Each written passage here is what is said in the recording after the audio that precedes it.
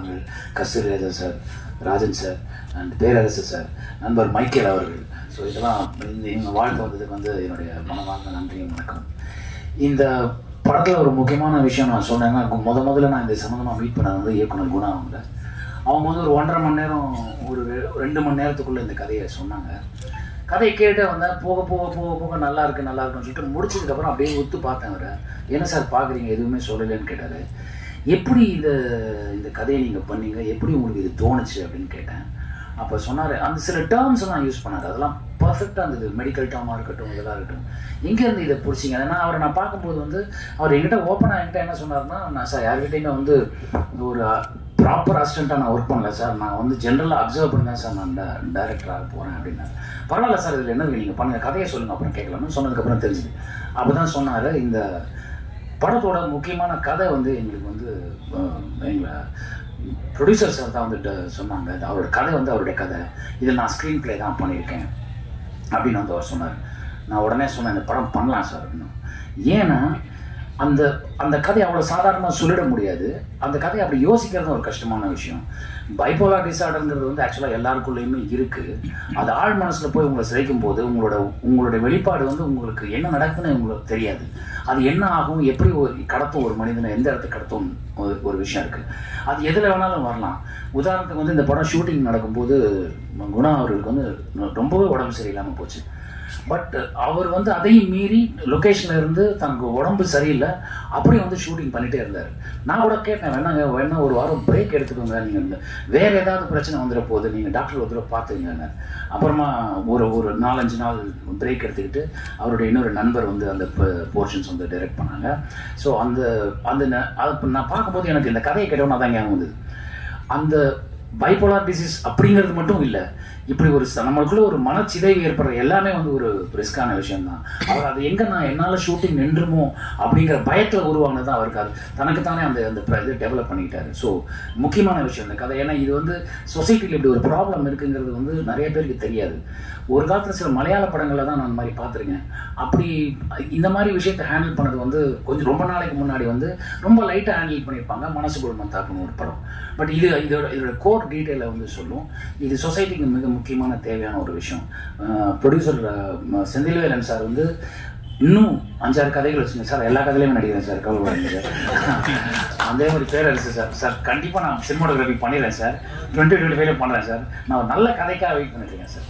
அந்த கதையை நான் தோளில் சுமக்கக்கூடிய மாதிரி இருந்ததுன்னா என்னால் பண்ண முடியும் சார். அந்த இதுக்காக தான் சார். ஏன்னா இவ்வளோ படங்கள் பண்ணிட்டோம், அதுக்கப்புறம் ஜஸ்ட் ரோல் கேமரா அதில் எனக்கு காசு கொடுக்குறாங்கன்னு பண்ணுறது வந்து என் தொழிலுக்கு நான் நடத்துகிற ஒரு கஷ்டமான ஒரு விஷயமாக தான் பார்க்குறேன் சார். அதனால தான் நல்ல கதைக்காக வெயிட் பண்ணுறேன் சார். அதே மாதிரி நல்ல கதையை வந்து சொல்கிறார் குணாசூரன் மாதிரி டைரக்டர்ஸ். அது வந்து நான் எப்படி வந்து வேண்டாம்னு சொல்கிறதுன்னு எனக்கு தெரியவே இல்லை. அஃப்கோர்ஸ் நான் ஒரு போலீஸ் ஆஃபீஸர் தான், இது மாதிரி போலீஸ் ஆஃபீஸராக பண்ணியிருக்கேன். பட் இந்த போலீஸ் ஆஃபீஸர்கிட்ட ஒரு இம்பார்ட்டண்ட்டான ஒரு விஷயத்தை சொல்லி அந்த விஷயத்தை கடத்துறா இருப்பாருங்க, அது எனக்கு ரொம்ப பிடிச்சிருந்தது. குணா அவர்கிட்ட எனக்கு பிடிச்ச விஷயமா அவருடைய தமிழ். குணா வந்து ஆக்சுவலாக மல்டி டேலண்டட் பர்சன். அவரால் பார்த்தவங்களை படம் வர முடியும். அவர் ஒரு நல்ல டான்ஸர், அவருக்கு நல்ல இசை அறிவு இருக்குது, நல்ல பாடல்களை மென்ஷன் பண்ணி சொல்லுவார். சில நேரத்தில் சீனாக இருக்கும்போது இந்த பர்டிகுலர் சீனில் எனக்கு இப்படி ஒரு விஷயம் நடந்தால் நல்லாயிருக்கும் சார் அப்படின்னு அவரே யோசித்து சொல்லுவார். அதை நம்ம கம்பேர் பண்ணி பார்க்கும்போது நீங்கள் நினைக்கிற மாதிரி இது வந்துடுமா சார் நான் கேட்குறேன். அவ்வளோ வந்து ஒரு சென்சிபிளான பர்சன். அதோடு இல்லாமல் என் கூட நடித்த நண்பர்கள் ருசோ, நிஷாந்த் ருசோ வந்து ஆக்சுவலாக இந்த படத்தை பொறுத்த வரைக்கும் இந்த படத்தில் கதாநாயகனே கிடையாது சார். இந்த கதையை தான் இந்த படத்துடைய கதாநாயகன். அந்த முக்கியமான விஷயம்னா எல்லாமே கதாபாத்திரங்கள் தான் சார். அவரோட அந்த ரோலை எனக்கு கொடுத்துருந்தாருன்னா தெரிச்சு ஓடிட்டு இருப்பேன், நான் வரவே இல்லை இந்த விளையாட்டுக்கு. அவ்வளோ அருமையாக பண்ணியிருந்தார் அந்த ரோலை. அதை பண்ணுறது ரொம்ப கஷ்டம். ஒவ்வொரு ஸ்டாண்ட்ஸ்க்குமே நீங்கள் வந்து எக்ஸ்பிரஷனை மாற்றணும், பாடி லாங்குவேஜை மாற்றணும், பல கஷ்டங்கள் இருக்குது. உங்களை ஆக்சுவலாக வந்து பைபோலார் டிசீஸால் பாதிக்கப்பட்ட மனிதராகவே அவர் வாழ்ந்துட்டாருன்னு அந்த படத்தில் சொல்கிறேன். அதே மாதிரி பாடினி குமார் அவங்களுக்கு 2வது படமும் என்னதான் அவங்க வந்து அவங்களுக்கு எனக்கு ஸ்க்ரீன் ஷேர் பண்ண முடியலனாலும் அவங்களோட ஃபுட்டேஜ் நான் பார்த்தேன். எப்படி இவ்வளோ ஃபாஸ்ட்டாக பண்ணாங்க, எவ்வளோ டைம் எடுத்து டேரக்டர் கிடையாது, ஒரு 7 டேக் இல்லை சார், ஒரே டேக்கில் முடிச்சிட்டாங்க சார் அவங்க எல்லாத்தையும். அவ்வளோ அருமையாக பண்ணியிருந்தாங்க. 2வது அவங்க தமிழ் ரொம்ப அருமையான தமிழ். இந்த பாடினா என்ன நிறைய பேர் கேட்டு காக்கை பாடினியான்னு கேள்விப்பட்டிருக்கீங்க இல்லையா, அந்த பாடினி தான் அவங்க அப்படி வச்சுக்கிறாங்க. ஸோ அதாவது சில விஷயங்கள் வந்து சில பேர்கிட்ட ரொம்ப ஒரு கஸ்தூரிராஜன் சார் எனக்கு ரொம்ப பிடிச்ச விஷயம் அப்படின்னா, நம்ம டேலண்டாக இருக்கோங்கிறது வந்து வேறு விஷயம். அந்த டேலண்ட்டை ஐடென்டிஃபை பண்ணுறது இருக்குல்ல, கஸ்தூரிராஜன் சார் தான் தமிழ் சினிமாவில் வந்து ஐடென்டிஃபை பண்ணி பல பேர் இன்ட்ரடியூஸ் பண்ணி வச்சுருக்காரு. அதே மாதிரி வந்து பேரரசு சார், அவர்கிட்ட வந்து எப்பவுமே ஒரு படம், அவரோட படங்கள் பார்த்தீங்கன்னா படப்படன்னு இருக்கும், ஆனால் அந்த எமோஷன் செம்ம ஸ்ட்ராங்காக இருக்கும். அதுதான் வந்து அவரோட பெரிய ப்ளஸ், பேரரசு அவருடைய ப்ளஸ். ஸோ இந்த மாதிரி ஒவ்வொருத்தரும், மைக்கேல் போகுமிடம் தூரமில்லை எனக்கு ரொம்ப பிடித்த படங்கள் ஒன்று மைக்கேல் சார். அண்ட் இந்த மாதிரியான சில விஷயங்கள்லாம் ஒவ்வொருத்தருக்கு நம்ம கற்றுக்குறோம். ஸோ அந்த மாதிரி இதுலேருந்து நிறையா விஷயங்கள் நான் கற்றுக்கிட்டேன். கூடிய சீக்கிரம் இந்த சரண் இந்த படத்தை ஆக்சுவலாக சொன்னார்ல ப்ரொடியூசர் சார், அந்த தீபாவளி பேண்ட்டை பொங்கலை கொடுக்குறாருன்னு. ஆனால் இந்த கதைக்கு வந்து அவர் அந்த மியூசிக் அவ்வளோ யோசிக்கிறதுக்கு டைம் இல்லை. நான் பண்ணுறது ரொம்ப கஷ்டம் சார். எல்லாராலையும் ராஜா சார் இட முடியாது பார்த்தவொன்னே மியூசிக் போடுறதுக்கு. ஆனால் நீங்கள் ரொம்ப அருமையாக எஃபர்ட் எடுத்து பண்ணியிருக்கீங்க brother. Same with cinematographers Perumal and Manivannan ரொம்ப அருமையாக பண்ணியிருந்தாங்க, எல்லா டெக்னீஷியன் சரி. அண்ட் முக்கியமான விஷயம் மேடம் சும்மா மேடம், அவங்க வந்து ஆஸ் அன் எக்ஸிக்யூட்டிவ் ப்ரொடியூசராக அவங்களுக்கு சினிமா வந்து தூரம் இருந்து பார்க்குறாங்கன்னு நினச்சேன். ஆக்சுவலாக ரொம்ப சீக்கிரமே அவங்க அதை கற்றுக்கிட்டாங்க. நான் ஒரு வாரத்துலேயே அவங்களுக்கு இந்த டேர்ம்ஸ் டெர்மாலஜிலாம் புரிஞ்சு போச்சு. ஸோ ஈஸியாக ஹேண்டில் பண்ண ஆரம்பிச்சிட்டாங்க. அதுக்கு ப்ரொடக்ஷனுக்கு ரொம்ப தேங்க்ஸ் சொல்லணும். And as well assistant directors, இந்த ஸ்கிரிப்டை ஹேண்டில் பண்ணுறது கஷ்டமான ஒரு விஷயங்க. அவங்க எல்லாம் அதுக்கு எடுத்த எஃபர்ட். அண்ட் அதே நேரத்தில் இந்த ஒரு கிவன் பட்ஜெட்டில் ஒரு படத்தை பண்ணணும், அது கிவன் டேஸ்க்குள்ளே முடிக்கணுங்கிற ஒரு நிர்பந்தம் இவங்ககிட்ட இருந்தது. பட் அந்த நிர்பந்தத்தை வந்து ரொம்ப சர்வசாதாரணமாக கடந்து போனாங்க. இது யார்கிட்டையுமே அசிஸ்டன்ட் டைரக்டராக ஒர்க் பண்ணாத ஒரு குணா சுப்ரமணியன் வந்து இவ்வளோ அழகாக எக்ஸிக்யூட் பண்ணுவார்னு எனக்கு தெரியவே தெரியாது. எங்கிட்ட ஒரு கதை சொல்லும்போது கூட கட் பண்ணா சார், க்ளோஸில் கேமரா என்ன ஆகுதுன்னா அங்கேருந்து புல் பேக் பண்ணால் இங்கேருந்து ட்ராலி இப்படி போகலாம் அப்படிலாம் சொல்லுவாங்க. அவர் அப்படிலாம் சொல்லவே இல்லை, நார்மலாக கதையாக சொன்னார். அதுவே எனக்கு ரொம்ப பிடிச்சிருந்தது. ஸோ அசிஸ்டன்ட் கேமராமேன்ஸ் எல்லாரும் வந்து ரொம்ப அழகாக ஒர்க் பண்ணாங்க. இந்த படம் வெற்றி அடையணும்னு நான் நம்புகிறேன். அந்த படத்தை நீ எடுத்து போய் சேர்க்குறது வந்து உங்கள் கையில் இருக்குது. நீங்கள் தயவுசெய்து எடுத்து போய் சேர்த்துருங்க. Thank you so much. எங்களுக்காக பத்திரிகையாளர்கள் அண்ட் ஸ்டேஜில் இருக்க எல்லா மகான்கள் அவங்களுக்கும் ரொம்ப நன்றி சொல்லிக்கிறேன். எங்களுக்காக இவ்வளோ நேரம் டைம் ஸ்பெண்ட் பண்ணி வந்திருக்க எல்லாருக்குமே ரொம்ப ரொம்ப ரொம்ப நன்றி. ஃபர்ஸ்ட் ஆஃப் ஆல் இந்த படத்தோட கதையை வந்து குணா சார் எக்ஸ்பிளைன் பண்ணப்போ வந்து நான் ஒரு சேரில் நார்மலாக தான் உட்காந்துட்டு இருந்தேன். போக போக போக போக அந்த சேரோட நுனியில் வந்து கேட்க ஆரம்பிச்சிட்டேன், சார் நெக்ஸ்ட் என்ன அந்த மாதிரி ஒரு எதிர்பார்ப்போடு போச்சு அந்த கதை. அதே மாதிரி தான் எங்கள் படத்துலையுமே நீங்கள் நெக்ஸ்ட் என்ன எக்ஸ்பெக்ட் பண்ணுற அளவுக்கு தான் எங்களோட ஃபிலிமும் இருக்கும். ஒரு சஸ்பென்ஸ் த்ரில்லர் மூவி எடுக்கிறது அவ்வளோ ஈஸி கிடையாது, ரொம்ப கஷ்டமான விஷயம். அந்த ஆடியன்ஸை ஒரு த்ரில்லிங்காக கொண்டு போகிறது. கண்டிப்பாக அவங்க எல்லாரையுமே வந்து ஒரு த்ரில்லிங்காகவே கடைசி வரைக்கும் என்ன நடக்க போகுதுன்னு எக்ஸ்பெக்டேஷனோட இந்த படம் அந்த கதை இருக்கும்னு நான் வந்து தெரிவிக்கிறேன். கண்டிப்பாக நீங்கள் எல்லாருமே பார்த்துட்டு சப்போர்ட் பண்ணுங்கள். Guna sir first of all என்னை வந்து பார்க்குறப்போ வந்து ஒரு டவுட், பண்ணிடுவியாமா அப்படின்னு சொல்லி. பட் ஆனால் அவர் எனக்கு நம்பி இந்த வாய்ப்பை கொடுத்ததுக்கு ரொம்ப நன்றி சார். அண்ட் ப்ரொடியூசர் சார், இந்த பொண்ணை போடலாமா, ஓகே போடலாம் பண்ணிடுவாங்க அப்படின்ற ஒரு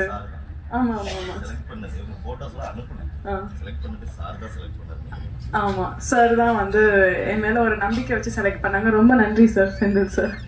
ஸோ அண்ட் நட்டி சார் உங்கள் கூட எனக்கு ஸ்க்ரீன் ஸ்பேஸ் இல்லை, அதுக்கு நான் ரொம்ப வருத்தப்படுறேன். பட் ஆனால் கண்டிப்பாக ஃப்யூச்சரில் பண்ணணும்னு ஒரு அபிப்பிராயம் இருக்குது சார். ஸோ இந்த என் கூட நடிச்சிருக்க ரவி, மற்ற எல்லாருக்குமே என்னோட ஃப்ரெண்டாக பண்ணியிருக்க எல்லாருக்குமே வந்து ரொம்ப நன்றி. என்னோட அந்த அளவுக்கு வந்து சப்போர்ட்டிவாக பண்ணாங்க. நிஷாந்த் ரசோ, நிஷாந்த் ரொம்ப சப்போர்ட்டிவான ஒரு கோஆக்டர். எனக்கு எது பண்ணாலுமே வந்து ரொம்ப ஒரு கோஆர்டினேஷனோட பண்ணணும் அப்படின்னு நினைக்கிற ஒரு கோஆக்டர். தேங்க்யூ நிஷாந்த் அந்த அளவுக்கு. ஸோ கண்டிப்பாக சப்போர்ட் பண்ணுங்கள். உங்கள் எல்லாருக்குமே ஒரு எதிர்பார்ப்பை கொடுக்கக்கூடிய ஒரு படமாக இருக்கும்னு நான் நம்புகிறேன். தேங்க்யூ. பெரியவர்களுக்கும் எல்லாருக்கும் வணக்கம். முக்கியமாக இந்த படத்தோட டைரக்டர் ஃபர்ஸ்ட் என்னை மீட் பண்ணும்போது ஃபுல் ஸ்கிரிப்ட் சொன்னார். நான் சொன்னேன் சத்தியமாக முடியாது சார், என்ன அதில் 3 விதமாக நடிக்க சொல்கிறீங்க, அதில் வாய்ப்பே கிடையாது அப்படின்னேன். இதில் என்னைய வச்சு காமெடி பண்ணிடாதீங்க அப்படின்னேன். இல்லை பிரதர், நான் உங்கள் படங்கள் பார்த்துருக்கேன், ஒரு 2 படம் பண்ணியிருக்கீங்க, அதில் கண்டிப்பாக என்ன உங்களால் முடியும், என்னால் அவுட்புட் கொண்டு வர முடியும்னு. சரி, என்னை நம்பி இந்த வாய்ப்பை கொடுத்ததுக்கு நன்றி டைரக்டர் சார். அண்ட் இதை ஒத்துட்டு ஓகே இவனை ஒரு கேரக்டராக இந்த படத்தில் ஒரு முக்கியமான ஒரு கேரக்டராக போடலான்னு ப்ரொடியூசர் சார் உங்களுக்கு ரொம்ப நன்றி. அண்ட் முக்கியமாக இந்த படத்தில் the legendary actor and cinematographer Natty sir, உங்களுக்கு ரொம்ப தேங்க்ஸ் சார். என்னன்னா இவ்வளோ பெரிய ஒரு லெஜெண்டரி ஆக்டர் அண்ட் சினிமாட்டோகிராஃபர் நீங்கள் வந்து ஒரு அப்கமிங் ஆர்டிஸ்ட்க்கு ஒரு ஸ்க்ரீன் ஸ்பேஸ் கொடுத்து இந்த இடத்துல நிற்க வைக்கிறீங்க அப்படின்னா அது ஒரு பெரிய விஷயம். ஏன்னா எல்லா ஆக்டர்ஸும் அது பண்ணுறது கிடையாது. ஸோ அந்த மாதிரி நீங்கள் இப்படி அப்கமிங் ஆர்டிஸ்ட்டுக்கு சப்போர்ட் பண்ணி எங்கள் எல்லாரையுமே இங்கே ஸ்டேஜுக்கு மேலே ஏற்றி இப்படி நிற்க வச்சதுக்கு ரொம்ப நன்றி sir. Thank you so much sir. and heroine Padni, thank you so much. And Murthy, Ravi bro, எல்லாருக்கும் ரொம்ப thanks. Murthy brother, we have நிறைய ட்ராவல் பண்ணியிருக்கோம். Thank you so much. அண்ட் முக்கியமாக இந்த படத்தோட கதாநாயகன், இந்த விழாவோட கதாநாயகன் சரண் brother. The music has come out really well. நல்லா பண்ணியிருக்கீங்க, சூப்பராக இருக்குது சாங்ஸ் கேட்கவே. So thank you brother.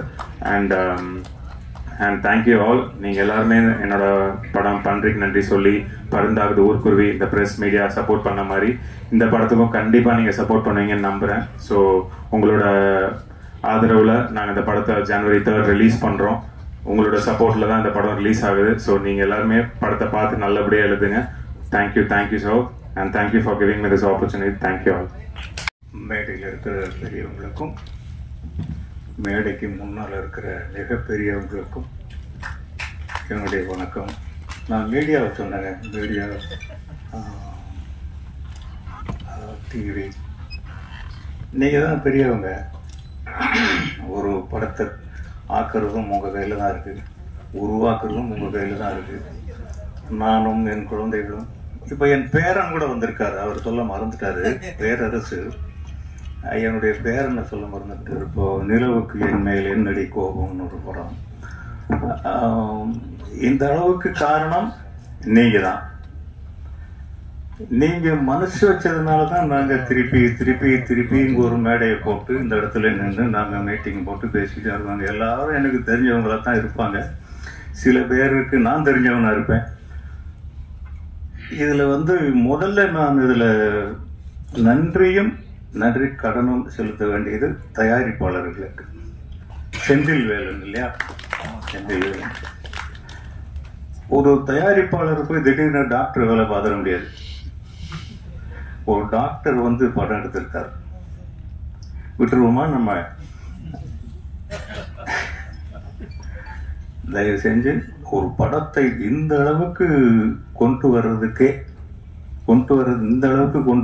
இன்னும் படம் ரிலீஸ் ஆகல. எவ்வளவு காயப்பட்டிருப்பாங்க, எவ்வளவு துன்பங்களை அனுபவிச்சிருப்பாங்க. முகம் தெரியாதவங்களை வச்சுக்கிட்டு, முகம் தெரியாத இயக்குனர், முகம் தெரியாத தயாரிப்பாளர், எல்லா வசதிகளும் இருந்தாலே இன்னைக்கு கஷ்டம்.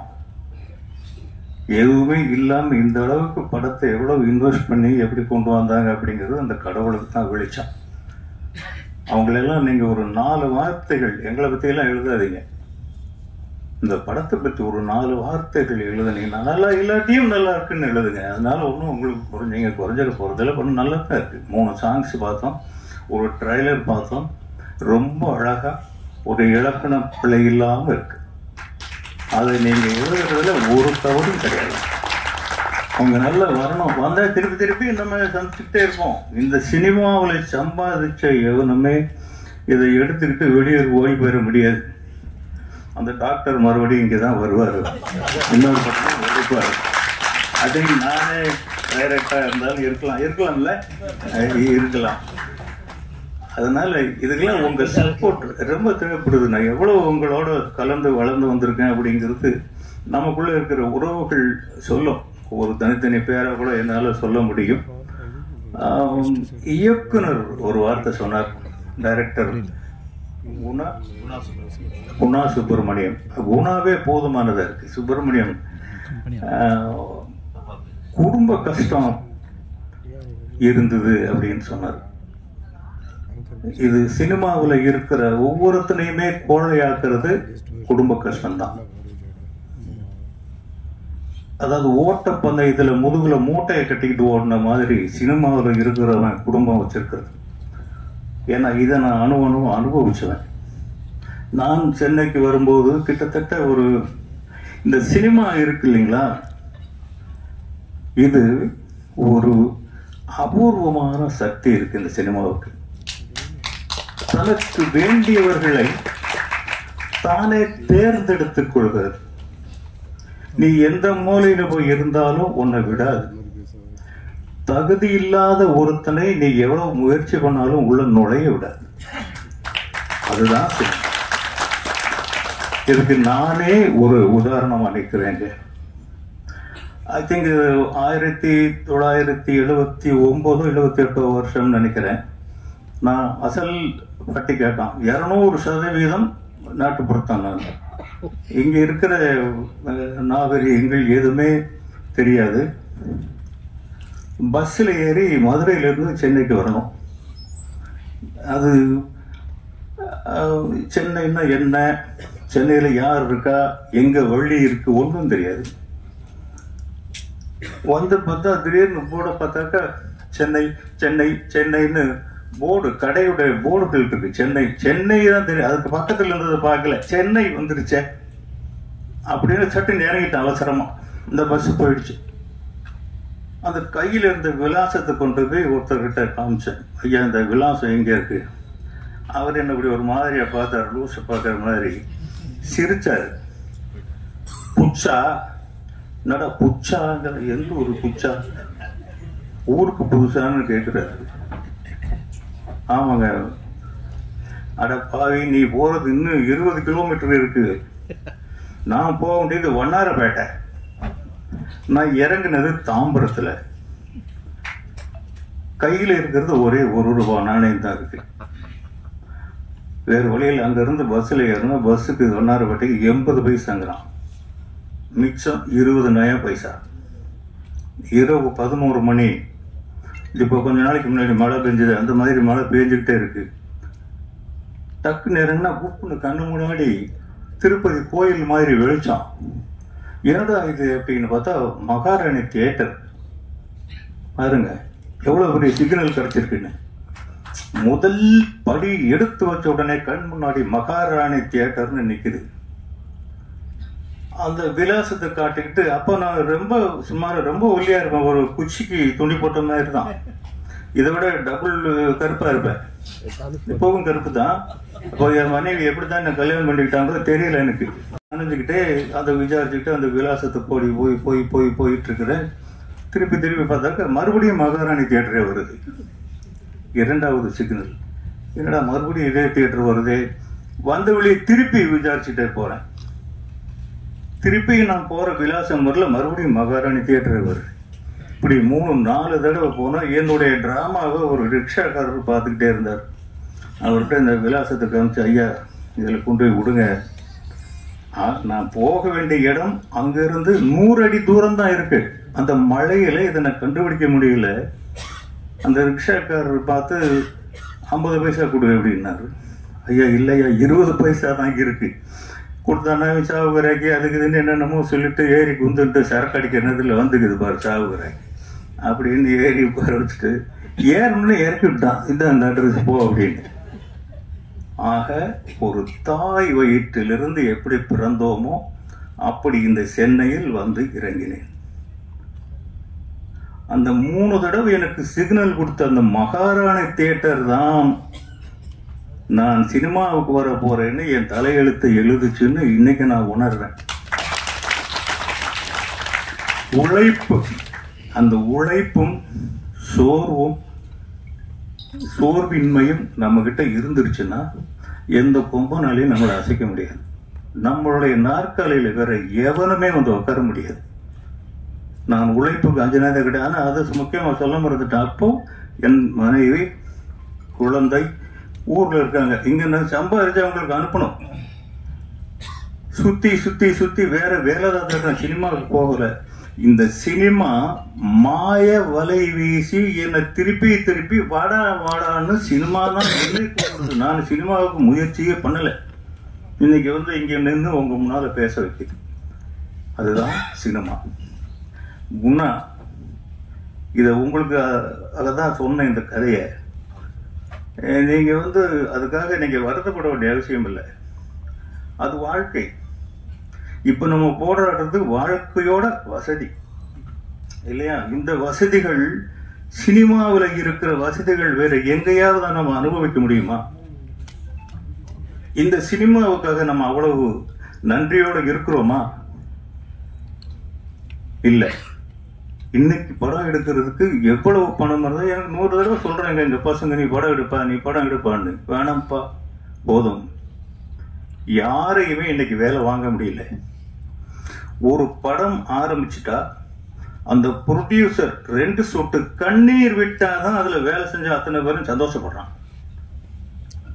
எவ்வளவு இப்போ ஒரு 50 லட்சம் ஒரு படத்துல போடுறோம்னா கிட்டத்தட்ட 15 லட்சம் அந்த படத்துக்கு போய் செலவானா ரொம்ப பெரிய விஷயமா இருக்கு. அப்படித்தான் இருக்கு. இப்படி இருந்தும் ஏதோ தைரியத்துல இந்த டைரக்டர் உங்களை நம்ப வச்சிருக்காரு, நீங்க படம் எடுத்திருக்கீங்க, அப்படித்தான் நீங்க ஆவீங்கன்னு நான் சொல்ல வரல. நீங்க நல்லா வருவீங்க, நல்ல மனசு இருக்கு உங்களுக்கான கதை பாட்டு. நீங்க பாருங்க, நாங்க பஞ்சு மிட்டாய் சீலை கட்டின்னு இன்னைக்கு கூட 2 படத்துல என் பாட்டு ஓடுது. அந்த மாதிரி பாட்டுலாம் எங்களுக்கு நீங்க அந்த பாட்டு எழுதுற வாய்ப்பு கொடுக்க வேண்டாமா? ஏன் கொடுக்கல? நீங்களே எழுதிட்டீங்களா? அந்த மாதிரி பாடல்கள், அந்த டூயட் எழுதுனது நீங்க தானா? அருமையான வார்த்தைகள், அது ரொம்ப ஒரு கவிதை மாதிரி ரொம்ப அழகா இருந்தது. படம், இயக்கம், மியூசிக், அவர் ஒரு புதியவரா? எல்லாமே சின்ன படம் தாங்க. தியேட்டர்ல தான் பெரிய படம் ஆகுது. பூராமே சின்ன படம் தான். இப்ப நிறைய பெரிய படங்கள் சீக்கிரம் சின்னதாகி போச்சு, நிறைய சின்ன படங்கள் பெருசாகி போச்சு. அதனால நல்லா பண்ணிருக்கீங்க தம்பி, வெரி குட் மியூசிக். நான் சும்மா முகஸ்துதிக்கு சொல்லல, ரொம்ப நல்லா பண்ணிருக்கீங்க. போட்டோகிராஃபி நல்லா இருக்கு. கிரேடிங்ல கொஞ்சம் கோளாறு இருக்கு போன்றது, இன்னும் கொஞ்சம் சரியா வரல இதுல. ஆமா படத்துல வந்துடும் நினைக்கிறேன். அது ட்ரெய்லருக்காக கொஞ்சம் அவசரத்துக்கு எல்லாம் பண்றது தான். நாங்களும் அதெல்லாம் பண்ணி தான் வந்திருக்கோம். அப்படி பண்றது தான். நீங்க பட்ட கஷ்டங்களுக்கு, அதனால நீங்க முதல்ல குடும்பம் இருக்குன்னு வருத்தப்படாதீங்க. முதல்ல கொஞ்சம் உங்களுக்கு என்னென்ன வயசு? சரி, அது ஒன்றும் பெரிய விஷயம் கிடையாது. 39 வயசுல தான் நான் என்றால் அவன் மனசிலே படம் எடுத்தேன். எனக்கு கடவுள் ஒரு அனுகிரகம் என்ன கொடுத்தான்னா, இளையராஜாங்கிற ஒரு வரப்பிரசாதம் கிடைச்சது. அந்த காலத்துல ஒரு மிடில் ஏஜ் கதை, அது ஒரு ஃப்ளூக் கேட்டான் தி வால், இப்படியும் அப்படியுமான படம் தான். அந்த காலத்துல இளையராஜா ஜாம்பவான் கிடைச்சாரு. ராஜ்கிரன்கிற ஒரு இஸ்லாமிய கடவுள் எனக்கு வரம் கொடுத்தாரு. இதெல்லாம் மீறி அந்த படம் ஜெயிச்சதுன்னா, அந்த படத்தை ரசிக்கிற ஆடியன்ஸ் அன்னைக்கு இருந்தாங்க. இன்னைக்கு எடுத்தா கூட அது, பட் இன்னைக்கு ஜனங்களுக்கு என்ன தேவை அப்படிங்கிறது இப்போ படம் எடுக்கிறவங்களுக்கு தான் வெளிச்சம், உங்களுக்கு தான் வெளிச்சம். 42 வயசு, நான் வெளியே சொல்றேன். அதனால நீங்க நல்லா வருவீங்க. வேற என்ன சொல்றது, தயவு செஞ்சு மறுபடியும் நான் உங்ககிட்ட தான் வரேன். இந்த படத்தை பத்தி குறைகள் இருந்தாலும் கூட, குறைகள் எனக்கு தெரிஞ்சு குறைகள் இல்லை. குறைகள் இருக்குன்னு சொன்னா அது மேதாவித்தனம் தான். தயவு செஞ்சு 2 நல்ல வார்த்தைகள் எழுதுங்க. இத்தனை தடவை நான் உங்களை கேட்க வேண்டியது கிடையாது, படம் என்னது கிடையாது. இருந்தா கூட அவருடைய இடத்துல இருந்து உங்களை நான் ரெக்வஸ்ட் பண்ணி கேட்டேன், 2 நல்ல வார்த்தைகள் எழுதுங்க. உண்மையிலேயே நான் இப்ப சமீப காலமா எந்த விழாக்களுக்கும் போறதில்லை. ஃபர்ஸ்ட் யாரோ ஒருத்தர் பேசினார், நான் சோன் பேசுறேன், அவர் பேரு மறந்துடுச்சு. இல்ல நீங்க இயக்குனர் பேச சொல்லுங்க. அப்புறம் யாரோ ஒருத்தர் பேசினார், இல்ல இயக்குனரை பேச சொல்லுங்க. அப்புறம் இயக்குனரே பேசினார். நான் இங்க வந்ததுக்கு காரணமே, இது ஒரு சின்ன படம். நம்மளும் ஒரு காலத்துல இப்படி இருந்துதான் வந்தோம். ஒரு சின்ன படத்துக்கு போய் 4 வார்த்தைகள் சொன்னா மீடியா அப்புறம் நமக்கு தெரிஞ்சவங்களா இருப்பாங்க, அவங்க கிட்ட நம்ம போய் ரெக்வெஸ்ட் பண்ணுவோம் அப்படிங்கிற ஒரு நல்ல எண்ணத்துல தான் இங்க வந்திருக்கேன். அதுக்காக ஒரே ஒரு 2 வார்த்தைகள், நல்ல வார்த்தைகள் சொல்லுங்க. அந்த படம் ஒரு 4 நாள் போனோம். இன்னைக்கு 4 நாள் போனா போதுமானது. 4 நாள் போனா உங்களுக்கெல்லாம் ஒரு புண்ணியம் அதனால கிடைக்கும்.